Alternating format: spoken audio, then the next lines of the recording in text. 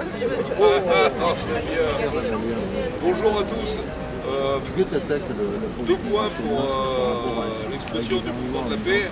Le premier point, c'est qu'il ne vous a pas échappé que l'Arabie Saoudite s'était mise sous la protection nucléaire du Pakistan suite au bombardement d'Israël sur certains pays, je pense à l'Iran, au Qatar récemment. Ça a entraîné la signature d'un accord militaire entre l'Arabie Saoudite et le Pakistan, portant notamment sur la notion de parapluie nucléaire. Alors cet accord nous inquiète et j'en parle parce que hier c'était le 26 septembre, c'est la journée pour l'élimination des armes nucléaires et j'en ai déjà parlé ici et c'est une de nos propositions, la proposition phare qu'on a faite dans le cadre du 21 septembre, c'est que le Moyen-Orient devienne une zone sans armes nucléaires.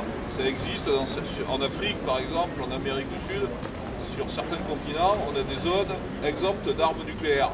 Bon, ce qui nous inquiétait avant l'accord dont je vous parle, c'était surtout le fait qu'Israël avait l'arme nucléaire, et le fait qu'aujourd'hui on assiste à ce genre d'accord ne peut que nous inquiéter, puisqu'on est encore dans la surenchère de l'utilisation d'armes de plus en plus meurtrières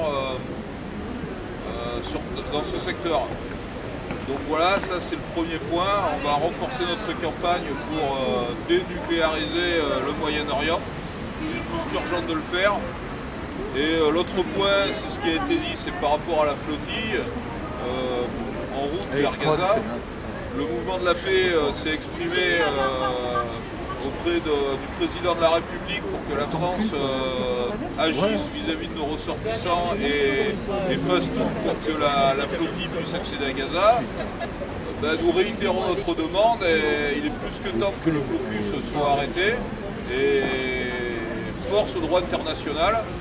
Donc pour une fois, j'allais dire, on voudrait que ça ne soit pas le droit de la force, mais la force du droit international pour casser ce blocus et permettre à la flottille et plus largement ensuite à l'aide d'arriver à Gaza.